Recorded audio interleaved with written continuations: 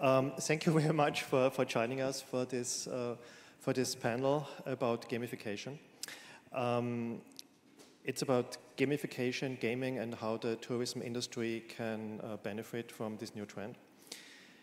For the beginning, let me maybe throw a few numbers at you.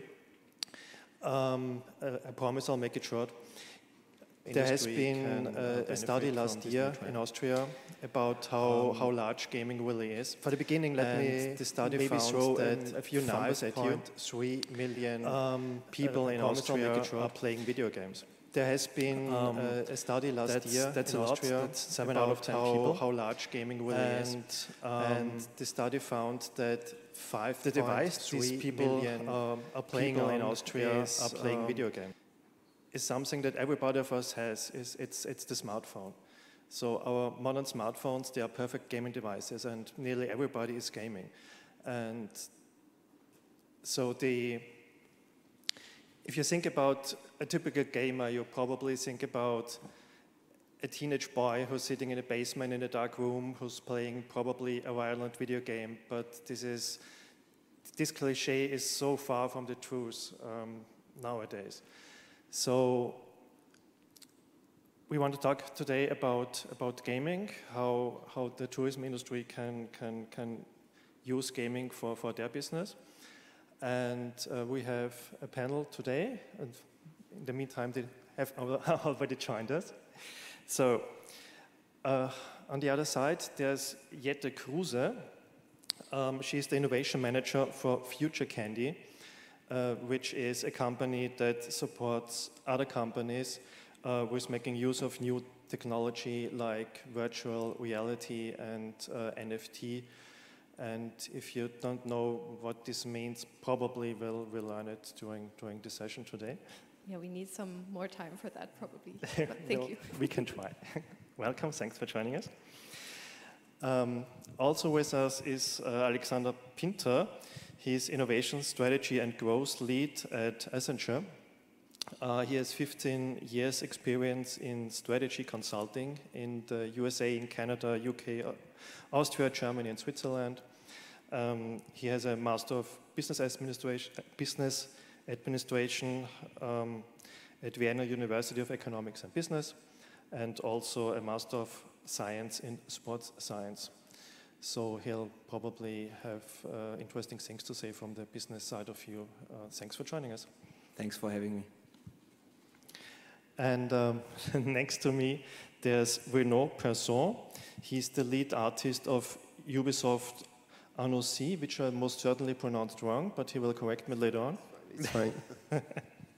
So he, after studying the history of art and attending the School of Fine Art and Design, he originally worked as a furniture designer in Milan, and he later went on making video games, which is quite a career.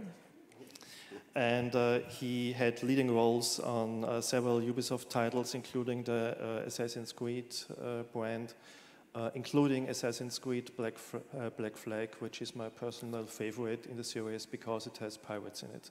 So thank you for joining us. My pleasure, thank you very much. So I would ask Renaud to start. He has prepared a 15-minute presentation to show us the video gaming business, how large video gaming is worldwide, and what Ubisoft does.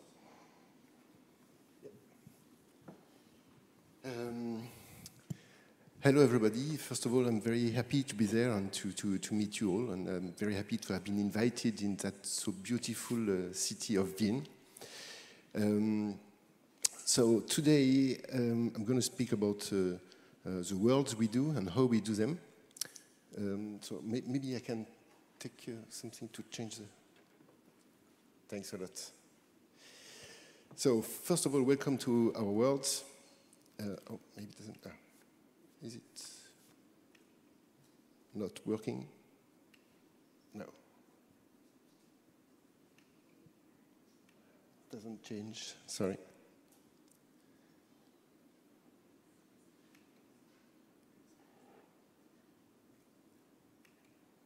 Okay, so just first of all, I will make just to you a quick overview of the video market so that you really know what we're speaking about.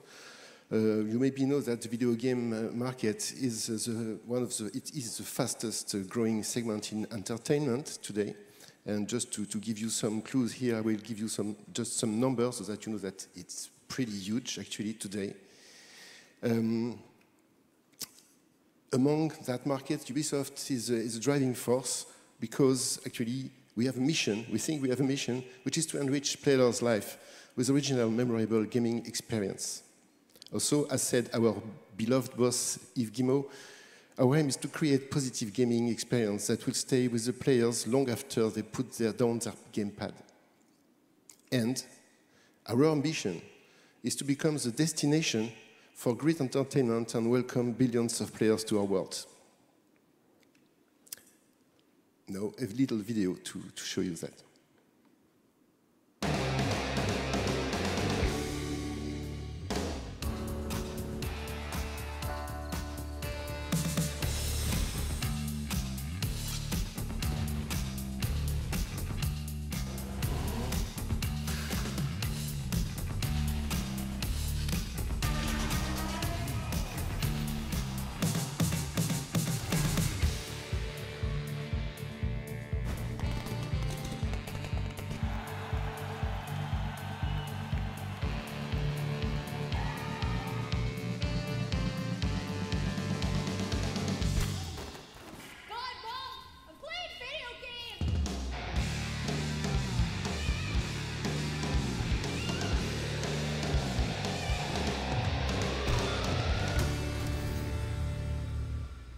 Yes, that was an explosive chicken. So our recipe for success, first of all, we work with talented people. So today we are more than 20,000 people working in Ubisoft.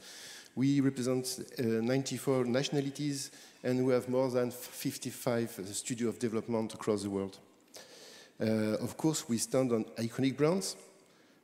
Just to show you some of the most well-known with Far Cry, Rainbow Six Siege, Just Dance, Assassin's Creed, Watch Dogs, Ghost Recon, For Honor, The Division, and so more. And of course, our best seller that I think you maybe know is Assassin's Creed with more than 155 units sold. Of course, we stand on constant innovation because the market and the technology, it's always evolving. And we are interested in a lot of things, and especially like the virtual reality. Of course, we partner with the best, so not to tell them, Nintendo, Sony, Tencent, Google, Apple, Microsoft, Renault, and more. In Ubisoft Annecy, especially, so we are more than 300 employees, average age is 35 years, and we represent all the category of jobs you can find in video games development. So here is just a picture of all the games we have been or participating or fully making in Annecy. And here are the ones on which I've been working. And just by the way, yes, I'm not lead artist, I'm world director, which is so cool, which means that actually I drive the direction for building the world of these games. So video games and tourism, is there a common area? And can we feed each other? That's kind of the question we can ask today. So first of all, let's see the differences and commonalities. So, of course, there are differences because in a video game, you don't need to take a plane to fly to reach a place. It comes with you and you can even go with it in your pocket. Our worlds are virtual in the sense that they are not physically real, but I can tell you it's definitely belonging to the reality.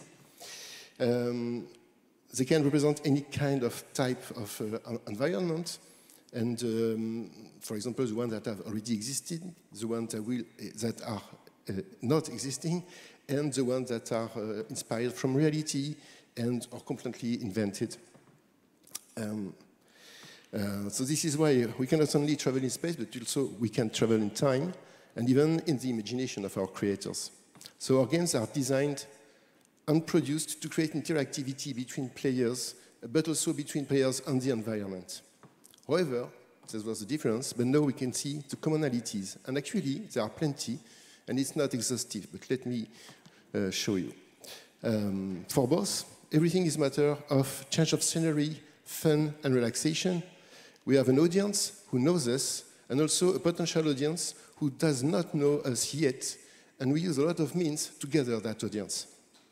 We invite this public to come to our territories that we prepare and even adapt to their arrival and the way we suppose they are going to consume it. We ensure that its welcome is as refreshing and as rewarding as possible. We analyze the way our guests consume the places and activities, which allows us to modify and adapt the content and the offers several times per year. So as a result, I think we can say that we share notions of altruism and empathy toward our audience because we have to think like them. So in many of our creations, we have reproduced or interpreted famous world places because some of our brands are definitely part of a thin vision of the reality. So here are some examples of the most well-known ones. Starting with Watch Dogs, we have Chicago. And by the way, all the pictures you're going to see here are pictures that have been taken from the games, not reality. So Chicago, San Francisco, London. Now switching to the division, we made South Manhattan and Washington, D.C. After that, of course, Assassin's Creed, starting with Venezia, Firenze, Roma, La Rambra, Mont Saint-Michel, Constantinople, Boston, Havana, Paris, which is one of the most famous ones because of Notre Dame, London, and Ptolemaic Egypt, with especially Alexandria and its library. In steep, we also have represented the reality with the Alps, with Mont Blanc, Matterhorn, for example. Also Alaska with Mount Denali. And by the way, you see here the first examples of true glaciers that exist in reality, that you can play in the game. And with Roads to the Olympics, we recreated Korean and Japanese mountains. Then comes the turn of Riders Republic, the game I'm working on actually. And I will explain you later how it's made, but let's just have let me show you all the regions we have represented. So there is Grand Teton, Yosemite, Mammoth, Sequoia, Zion, Bryce Canyon, and Canyonlands. Video, please. Once upon a time, there was a dream. A dream of wide open skies, everlasting valleys, and views for miles and miles. Well, that and the gnarliest slopes you've ever seen.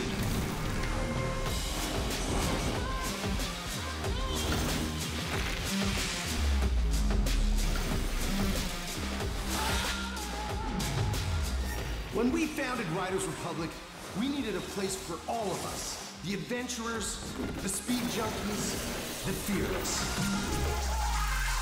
We wanted airtime, and it was right here in Sequoia. We wanted speed, and we got Grand Teton. We wanted the dirtiest trails, the cleanest slopes, and the craziest airstreams. Oh, hey there, Mammoth. Yosemite, Bryce Canyon. In Zion, we found kickers, subways, and pure adrenaline main lines straight into our brains. And then there was Canyonlands, my personal favorite. Enjoy it at your own pace, whatever that may be. These parks are a rider's dream. We have it all and a little bit more. The rest, well, that's up to you to discover. Hey, just remember to take your trash with you. This is home. This is the Republic.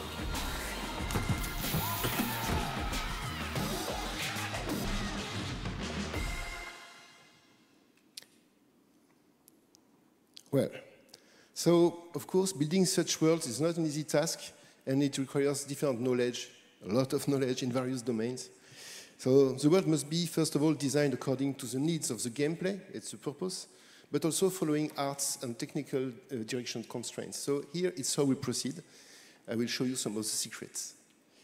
In the case of Riders Republic, first of all, the creative director told me, Renaud, we need a massive world to welcome our mostly US players and where they'll have fun to meet, compete, and perform exploits together. So first of all, it started with 22 candidate regions. We have sorted them by notoriety, uniqueness, impact on the collective imagination, and by compatibility to our sports, of course. Then we started with the geology. We started with a true base, altimetric data that are precise for 777 meter resolution. We have cleaned them, of course, and then we have made this region match together. And here, I just show you how we move the whole mountain of Mammoth Lakes to make them match, to make it match with all the other regions. Then we have recreated the surface topology so that players really recognize what kind of terrain it is. And here you can see the simulation for a sedimentary process. And by the way, this work is done on the software which is called World Machine. So you can see the precision and all the grain that we can add to the terrain for the players. And by the way, what you can see here is nearly 500 by 500 meters square. After that, we work on the hydrology. So, of course, we start again with true data. We clean them, as usual. Then we reproduce the streams we want to have into our world. And finally, we reproduce the water surfaces. And here you can see that beautiful picture which actually represents all the flow maps that is into that world. Then we go to the scattering, and scattering actually it's a fact of populating the world. So our main things to scatter are the stones and the vegetation. And there's dispersion and position are generated by rules to mimic the rules of the nature actually. So those rules sometimes come from the terrain itself because objects have a certain tolerance to the slope, to the water, to the wetness, to the wear map, and to the exposition map. So we blend all these maps together, and here you can see the result with that there's red regions which are much more better for making growing trees, for example. After that, the constraints come also from the objects themselves, and for example, for the stones, we simulate their weight because you know that a very big stone will stand only on horizontal surfaces, while very light stones will stand on more steep surfaces. And for the vegetation, we study if this vegetation prefer light or shadow, if they are adapted to the desert or if they need water, and if they have a maximum tolerance to altitude. And thanks to that, we populate the world. After comes the region design itself. So for each of these 7 regions, we search for relevant topics that would bring a value to the areas we are representing. So each information is gathered by the team so that they will create and acquire the local culture of what they will build later. For example, here you can see the sub-region names, for example. Also, you can see the area types, which will tell us how that region is made of what is inside. We have also the localization of the beauty spots. We also study the network because we want to reproduce it. We also make a fog of war, so for the gamers, they will know what it is, but actually it's just when you enter to a new area, that area will be uncovered on your map, and then you will be able to see all the points of interest that are in it. And the waypoints, for example. So it's just some examples among others. When we have done that, actually the nature is complete. And you can see here the map that we obtain, which actually looks like reality, but it's not. It's totally virtual and compound. So here the nature is available and we can free roam in it, but there's still no gameplay in it. But the nature of this step, it's a super good support actually to add all the playable content and the social interactivity we want to put into the game. So now how comes that gamification? Actually, the gamification implies several very important things. The first thing is the player embodiment and interactions. So in Ubisoft, it's what we call the 3Cs. It's character, control, camera. And all of that is the player.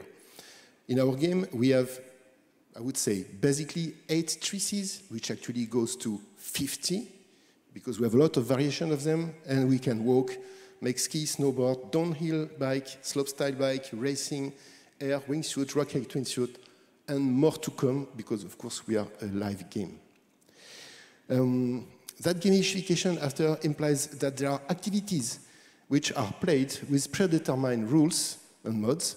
And for this numerous 3C, we have designed a lot of content, like more than 200 events that are actually challenges, 1 invitational event to celebrate the career, 3 arenas for dedicated game modes where you are fighting between teams, more than 12 mass races to allow players to compete against 63 other players, which makes 64 in total.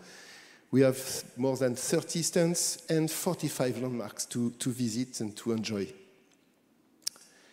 But that gamification is also implying social interactions and areas to meet friends and share your experience. For that, into the world, we have built what we call the Rider Ridge, which is actually the initial place and the social place by excellence.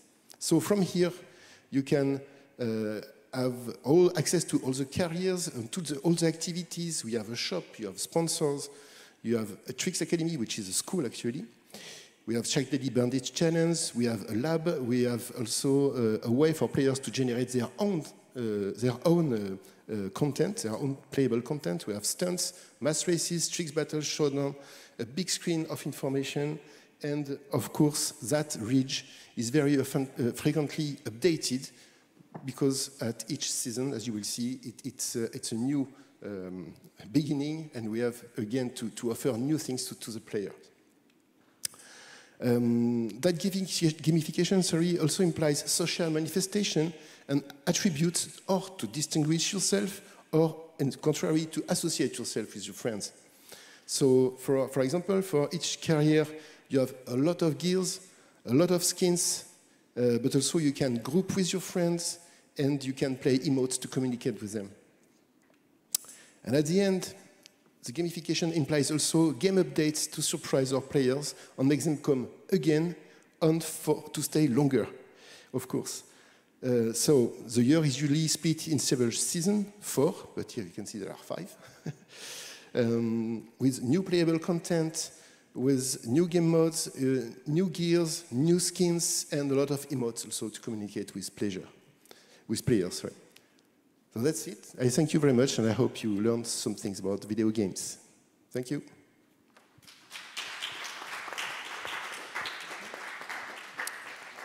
Thank you for the presentation, Renaud. I think we really learned a lot about how video games are made. I think we learned a lot about this latest game. I guess we will talk about it later on. First of all, I have a question to all my panelists. The topic of today's talk is gamification, and I think everybody has a different definition of what gamification means to him. So maybe Jette, you want to start and tell us what is gamification actually?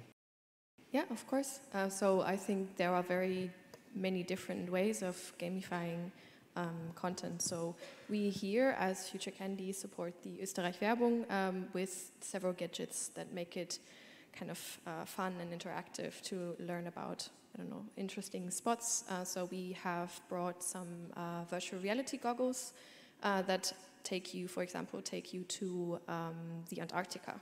So you travel there virtually, of course, and then you have 3 different things to do, and then you just paddle through the Antarctica, and that's kind of a very fun way to experience it. And then you have challenges that kind of gamify the whole process, and then you take pictures and you have to visit places, and it's just one of a lot of ways to gamify stuff. And in the whole as an innovation agency and working with companies in tourism as well, we experience many different ways in virtual reality, but also augmented reality or in the metaverse, how to gamify and how to make learning and experience things fun and implementing some challenges. So that's our very holistic approach to gamifying with several different technologies.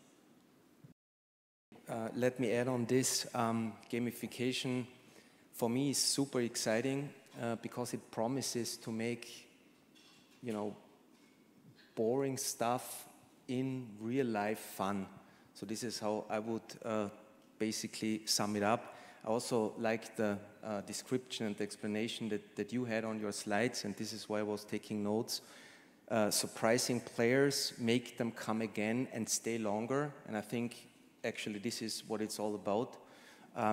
Getting that kind of retention going, leaderboards and scoring and stuff, but then I guess it all adds up to the slide you were concluding with.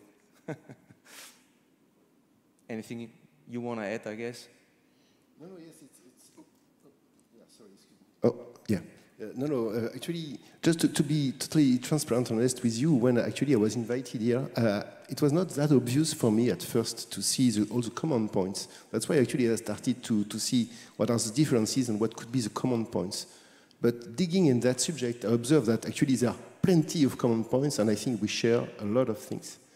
And it can go very far because, for example, I remember that in Italy, after we have done Assassin's Creed 2, where we are visiting, as I told you, Firenze, Venezia, and so on, some tour operator has created a true travel to see all these locations for the Assassin's Creed fans. And I was thinking it's very interesting to see how it evolves, actually. So when we talk about gamification, I think it's also about people want to be rewarded for what they do. I don't know if you guys have smartwatches, but my smartwatch always tells me to now get up, and at the end of the day it rewards me if I met all my goals. And I think the gaming industry that has perfected that. So you really, when you play a game nowadays, you're really rewarded like all the time for the stuff to achieve. And I think that's really something that the tourism industry also could apply to their offers for their guests. So I don't know. Do you have maybe any concrete suggestions or examples where this could be applied to? If we're thinking about a guest is staying at the hotel, have you guys ideas where this could apply to? To kick things off here, I think it's all about understanding the customer in order to offer the right things at the right place at the right time. Because if things at least feel super personalized, then of course it will drive that kind of engagement and maybe converting people into a great experience that the hotel or the region can offer. So for me, actually, it's all about data, and I think that this also adds on the last presentation that we had. I think it's all about data ultimately, because this is where you can dig into stuff and then really understand what you need to come up with in order to create those kind of exceptional experiences. Yeah, absolutely. Just to continue what you are saying, I definitely think that we have to know very well our clients, and actually these clients are evolving also as we evolve. So I think it's a daily work to observe, to understand, and to analyze what has been done. That's why, for example, in the gaming industry, we put trackers into the games, and then we're able to have data after that and to analyze. Because, for example, we can spend a lot of money on some events and some gameplay for the players, but after that, when the game is out, maybe the players just don't take care, they don't need it, or they whatever. So it's very important for us to know our clients and to evolve with them, and as you said, to offer them at the right moment, the right content. And I think that something that should be more often done, and actually in the video games it's not that old. We do it since maybe less than 10 years, but we have a lot of statistics, and we know all the cohorts that are joining us in the game, because, you know, for example, there are people that are the prime buyers, and they buy the game when it's already out, and there are plenty of people that will wait all the reviews to have been done so that they have more information about it, and then they will buy or not. And after that, you have the price that will decrease, like for any video games, and some people will wait that the price is lower, because for them, this experience doesn't represent so much money, so they want to give less money, and they will wait for that. That's why I think, last point also is that, you know that now, since internet and so on is present,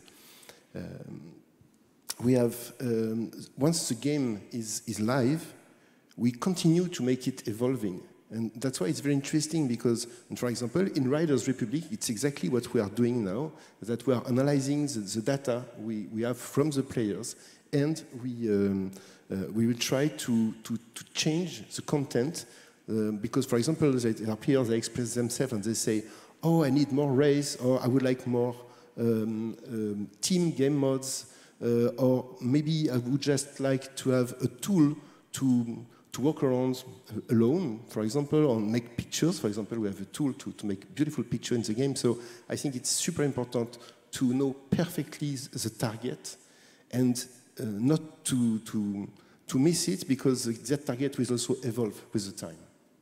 I think that's a very important point that you point out, that there are very different types of engaging. So it's not just one way of participating and creating something, but there are very, kind of different approaches, so that you actually reach every visitor, every tourist in a different way that matches what they are interested in, what they feel comfortable with, that they also have the feeling of being involved. So maybe you can ask them to create something, whether in like painting or writing something, taking pictures, have like a small challenge. If you take 10 pictures of the sites, you get, I don't know, a coupon or something like that. But that you approach every unique tourist, every unique player in their personal way, and that you kind of meet everyone in their comfort zone, so that they get out of it and experience a bit.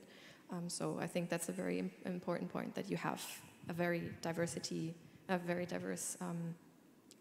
offerings. Yeah, absolutely. And if I may, I will add also that since we gave to the players the opportunity to create their own content, I think we went a step further, because we don't only propose something we think is good for them, but then the players create what they think is good for themselves, and they can share it to their community.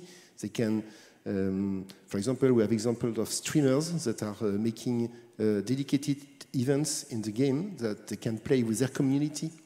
And I think it's a very interesting evolution, because at first we are thinking that we are the content creators, but it's not that much true yet. What's also interesting for me is what you said, that you're tracking what the players do, so to learn what they like and don't like, and that's kind of what we are trying in tourism. I mean, the data would be all there, but we need to, like, it sounds so bad, track the guests, but we really see what they're doing, what they like, and where they are, etc. So there are a lot of projects going on in that direction, and I think we envy you a little bit, because you really know everything about the gamers that play your game. But in tourism, we are just trying to get to know our guests even better. Yeah, definitely. So let's maybe take a step back, because we have already we dove deep into gamification. I also wanted to talk a little bit about on a more basic level how games can help tourism, how gaming can help tourism. I guess you're all familiar, or if yours might not be. There's a large gaming convention every year, or at least before Corona there was in Germany, in Cologne, the Gamescom. And this has 370,000 people are coming there to try out the latest games, not only from Ubisoft, but also from Ubisoft. And people really, they stand in line for hours to be able to play one game that only will come out in a few months later.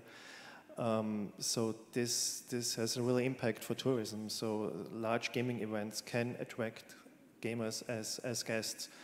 In Austria, it's we don't have such a large thing. We have the Game City in Vienna, but that's very charming in the town hall, the Game City, but it's not as large. Alexander, you have some experience in esports also. What's your take on esports, for example, in Austria compared to other countries? So in Austria, you know, I had past experiences with the E-Bundesliga and Sky back in the day, but of course this was more on a smaller scale. I think when you're talking about big events and how many people those events can draw and viewership actually. So as far as I can remember, there was the Extreme Masters in Katowice, and I think there were like around 170,000 people, and of course they are not coming there for a day, flying in or coming in the morning and then leaving, at night. So they are actually staying there, or at least at the greater Katowice area. So of course I think if you can position a region or a city as a gaming destination, and you again coming back, so we were talking about virtual experiences a couple of minutes ago, but I think if you can then do some sort of a seamless bridge from the virtual to the real event, I think that there are there's huge potential that you can lift, in my opinion. And I think but I'm sure you're way deeper into this than I am, but when you see all those viewerships that Twitch, for instance, is drawing, so I know a couple of numbers from the League of Legends World Championships, because I was supporting one of the teams that actually won 2 years ago. So this is really like enormous, and I think so. I was like doing some research also in Austria, and then I stumbled across a city which is called Gaming, and I felt like maybe we can give it a twist and go for gaming, and maybe they can start a building on this. So I think it's in beautiful Mostviertel, what I've read. So I think when you really like look into events and you really come up, I guess, with a great value proposition, I think there is a lot of potential that can be lifted, in my opinion. And we'll see how this evolves with gaming. It's true, because it's totally true that actually few years ago we were still counting players by hundreds of millions, but now we count gamers by billions. And I think, as you said, for League of Legends or this kind of events, it's draining so much people that it's true that it becomes a kind of destination actually.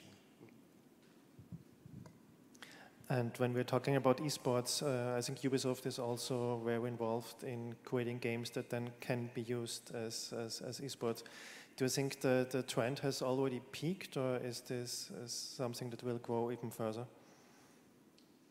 To be honest, actually, so we have esports manifestation, but I personally would like it to go farther because I think it helps also our domain to be more well known. And And yes, but I think you're better placed than me to speak about esports. But actually, what is really interesting is that it creates a community. And that community is very powerful, has a lot of means of communications, and can really bring a lot of people to them. So I think it's a new kind of power that is emerging now. And that's a great thing you said, the community. It's also, in the study I mentioned in my introduction, it was also asked if gaming helped people to get through the pandemic. And not surprisingly, people answered that yes, but because they could meet their friends online and play with their friends online when it wasn't possible to meet them in real life. So I think games are also, from that aspect, are really a great thing. So let's talk maybe about another level where games can help tourism on the marketing side of things. Maybe let's talk a little bit about the Austrian ski game that the Austrian National Tourist Office did last year. There we see it. It was a game for smartphones that was free.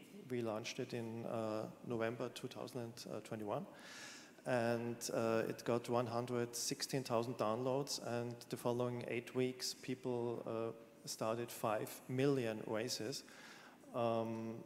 They could win like real prizes, and the game was set in real Austrian destinations. So that was kind of a cool marketing tool we experimented with and used, and I think it was a great success. And not quite sure if we do it again this year, but maybe we should. So when you're showing the videos of Riders Republic, my instant feeling is, okay, why isn't this set in Austria? Because it's everything we saw. I mean, maybe not Bryce Canyon, but if you want to go skiing and mountain biking, that's you can do everything in Austria. So when you scouting locations for video games, can you give us maybe a little insight in how that goes? Yeah, actually, Riders Republic was really developed first for the American public. So that's why we focused on American places.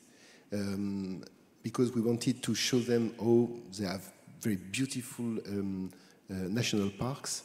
And we were thinking, and it did actually, it talked to them because they know it, they have seen it in their books at school, and it belongs to their culture, I would say. So we definitely made that game, of course, to be a worldwide game, but especially also to aim the American public. Because when we did the Steep, so the first game before, which was only in snow, we were expecting that we touched much more the American market, but it was not really the case. So according to that, because of course it's a big market, so that's why actually when we did Riders Republic, we are really aiming to the North American market. But it's a shame because everybody should know those places. So as well, in Austria, I'm sure there are plenty of amazing places to represent and to gamify. And I'm actually I didn't know that game was done. And I think it's a super interesting initiative, and it's beautiful. So I think, yes, it can definitely help to promote some places and to make people come to see them also for real. It's kind of interesting. I mean, Hollywood is coming to Austria very often, maybe not all the time, but very often. Only recently, Chris Hemsworth was here in Vienna for shooting a Netflix movie. There was this famous James Bond movie, Spectre, that was filmed in Sölden. But somehow the gaming industry doesn't have Austria on the radar for some strange reason. So maybe by bringing you here and showing you the beautiful city of Vienna, could be a setting for the next Assassin's Creed. I mean, that would be awesome, actually. By chance, yesterday afternoon, I had the chance to walk around in Vienna that I've never saw before. And it was, of course, very inspiring. So I will talk to the boss. I will see if he wants to do that. But I'm sure there are plenty of things to do into Vienna. And also with the prestigious past of that city, I think there is a lot of history to uncover and to make people aware of. So yes, definitely, that could be a great idea. I will suggest it to my boss. Yeah, please do that. I do. Alex, I think you wanted to weigh in? So I would totally be in. So in case you need another Austrian to stand up and help you to convince your boss, I will totally be in. So in regards to the Austrian ski game, I think this was a success. I also played it because I'm a passionate skier as well. Did you win? Unfortunately not, because I'm not good in playing esports. So my highlights were, I think back in the 90s with, the winter games and summer games and California games back, with the Commodore. But I think it will be very, very interesting to see how the game is going to, be evolved down the road. What I have understood, or how I was experiencing it, it was a race, a given time frame for the race, and like the it was opened up like a couple of days before, so you can practice and then take the race. So I'd be interested in personally right now, speaking, how that kind of experience around the race day is going to be get enriched down the road. So maybe more local sponsors can get involved, or maybe different content around the location. So I think we had Schladming. I think we had Hochka, I guess. I think Gastein and Zillertal. And Zillertal. So I'm really curious. How the experience will be enlarged down the road. And I think there will be a lot of possibilities in order to get local sponsors and local suppliers involved. I think Zillertal, so I do not know if you have heard about it, but during COVID they had the Legends of Meierhofen. So they had an event where they invited 52 teams in order to compete, League of Legends. It was called Legends of Meierhofen. So Meierhofen really went for League of Legends. I found that very, very interesting, because they also draw a huge audience. I think it was like 15 or 18K people who were watching amateur players play League of Legends. So I thought this was very interesting. And to give you a bit more context, Zillertal, they got like around 55K followers on Instagram, and doing that kind of esports event, I think it was like a two-day event, drawing like 15, 18K viewers. I think this was really, really impressive, and they got local sponsors, I think, on board as well. And I think there was also a team supporting them, Wacker Gaming and stuff. But I felt, so when I got to know about this initiative, I was very, very pleased, and I also watched a couple of games. Why do you think are these things not happening more often in Austria? Because it seems to be, there's one thing there and one thing there, but it's not so common. So in my opinion, some people still think or feel that gaming or esports is still a hype. So it might go away at some point of time. I don't think it will. Refuses to go away since years. It's here to stay. But of course, you need the progressive people or players to come in and try to, not being super anxious, but really trying to get something out and experiment a bit. Yeah.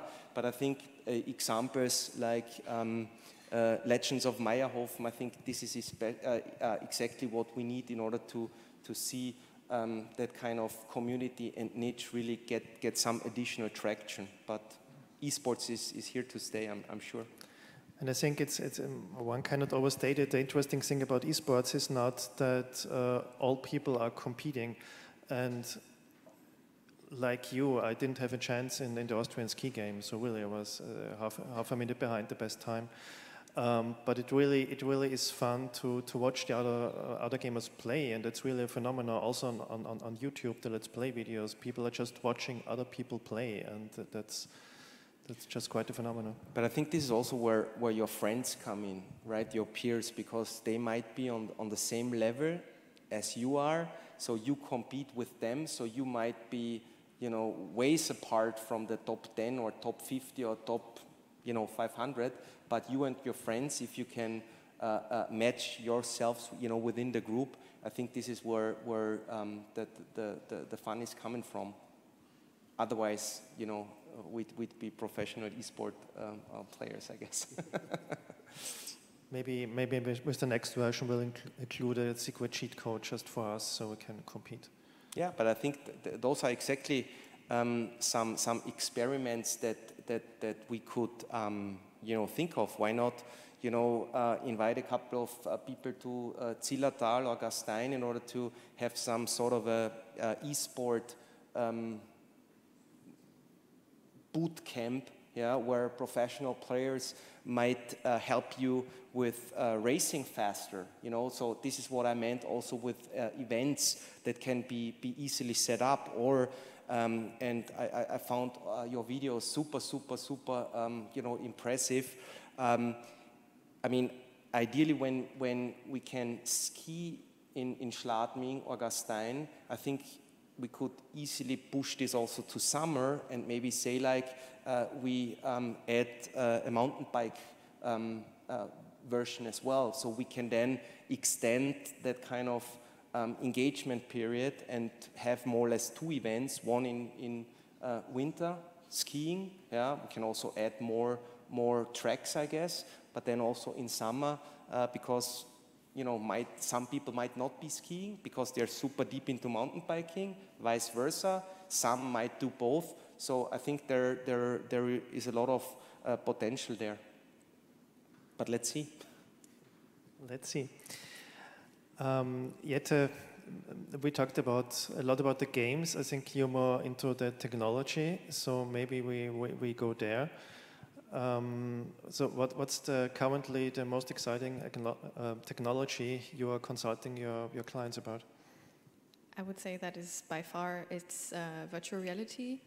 I've just looked into, tried to find some numbers from the Oculus Quest 2 that has been launched in October 2020 on how many of the goggles have been sold.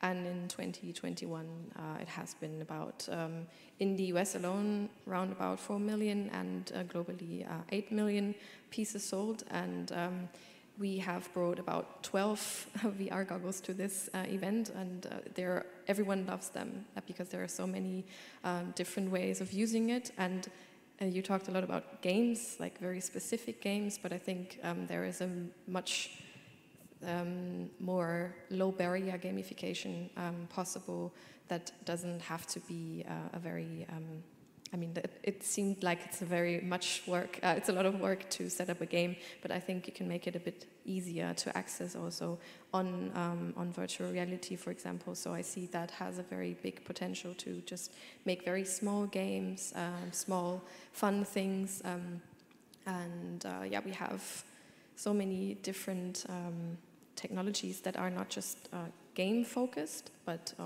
we have a robot, we have hoverboards, or like very fancy hoverboards, and they just attract people, and we have them here, and I see the people coming back, bringing friends, and they challenge each other. So we can, set up smaller games in real life involving technologies like VR, robotics, you name it, to just make it fun, so it doesn't have to be a specific game, but a small fun thing to do and to share with friends. I think you mentioned that before, that the sharing and doing it together with your friends, challenging each other or family, that is the fun part. So many different technologies from all kind of areas, but VR is one of the biggest things. Yeah. So when we're talking about virtual reality, I mean the technology launched like 6 years ago when Oculus brought the Rift. I'm not quite sure if we still need to explain it, possibly. I mean, you can guess. You have a headset, and there's a screen in it. So basically, you have instead of reality, you see what you see on the screen. But what I always tell people, it's just from the description. You don't get it just by hearing about it. You have to experience it yourself. Yes, exactly. So that's, yeah, you hear about it and you know, okay, it's a world, it's very immersive. So I see people that, me myself, I also lose like a sense for what's around me. So you just are in the moment. You can look up, down, left, right. You can spin, you can move in virtual worlds that can be very close to the reality, of course, but also very far away from it. Space, anything is possible. And yeah, you have your hands, you have those controllers in your hand, and it's very easy and intuitive to use them. You have different buttons, you can move around within the world without moving your feet actually, and just jump from place to place. And yeah, it's very similar to, I don't know, Xbox and that sort of controller. And yeah, you can do pretty much anything in virtual reality that you can imagine. So the boundaries of virtual reality are your imagination. If I may, I totally agree with you. And I would like to say also that all these new technologies are very often embodied by the gameplay, by games. But this technology can be applied to a lot of things. And for example, so taking just the example of Assassin's Creed, once again, but we have a tour which is organized inside of the game, which is not at all about gameplay, but about more discovering the life of the Egyptian at the Ptolemaic period, for example. And I think that this technology, of course, at first emerged from gaming needs, let's say, but at the end it can be used for a lot of other things. For example, I know that a few years ago has been developed a technology to train surgery, so that they train themselves before doing on real people. It's used also, for example, for chemical research. It's used also for astrophysics. For example, I don't know if you know, but there is a game engine which named is Space Engine. And actually, that Space Engine is not a game, it's just visit the universe. And I mean, it's awesome because it can bring you so much knowledge that without that support, you couldn't have, actually. Yeah, exactly. We have also, together with Österreich Werbung, set up a virtual art gallery. So we we made images, photographs from all over Austria, from the Austrian creators into NFTs. That takes a long time to explain what NFTs are, so we can talk about that later. But yeah, we present those NFTs in a virtual gallery, and that's also, it's gamified. It's not an actual game, but it's fun, so people they enjoy the pictures, and then you have the rewarding thing. You can actually buy those NFTs, and then you have them because you have you like one specific picture, and then you own it, and it's yours, and then that's kind of a reward. So there is, as you said, a lot of different ways to use virtual reality and technologies in general. So should we nevertheless try to explain in 2 or 3 sentences what an NFT actually is?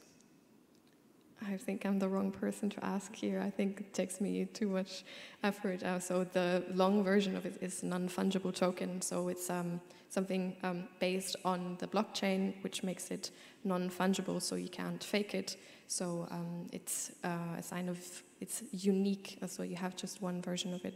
And the proof for that is based on blockchain technology. And that's as far as I can go in explaining this. So I think it takes a lot more than a couple of seconds to explain that. But I'm happy to help you afterwards. Okay. Nobody managed to explain it to me so far, so maybe you can try. We can do that later. We'll try. So we have some 7 minutes left. I don't know, are there any questions from the audience we could take up? Hands up. You can answer the. No, we'll try to answer it. You can ask the question in German if you want. So don't hesitate because we are talking in English. Okay. During the last talk, they promised a Krapfen, so maybe I should do that too. I don't know. So let's go back to virtual reality for a second. As I said, this technology launched 6 years ago, and it's still growing, but it's maybe not growing as fast as was originally predicted. So any theory on where it's going? How this will evolve? It's a lot older than 6 years, but the first virtual reality that looks similar to this was launched in 2016. So the development has been very, very rapid because the first, to go back in history now, the first one that you mentioned, the Oculus Rift, they had external sensors. So here you can see on the goggles that has like small black dots. So it's just this device and the controllers that you need, and it doesn't require a computer or any external sensors. So the development has been very, very quick in the past years.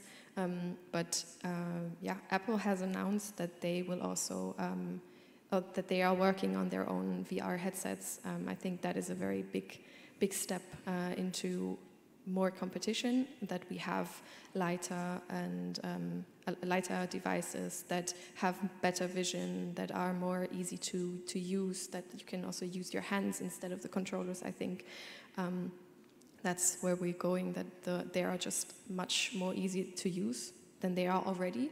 And looking at the metaverse, to scratch that topic a little bit, I think there is a lot of potential of communicating between people in very different places, visiting places together with other people. I think there is a very large potential in there as well. So Alexander, what's your take on it? Are we waiting for Apple to release their headset for the market to really explode? I'm sure Apple will get into this space as well.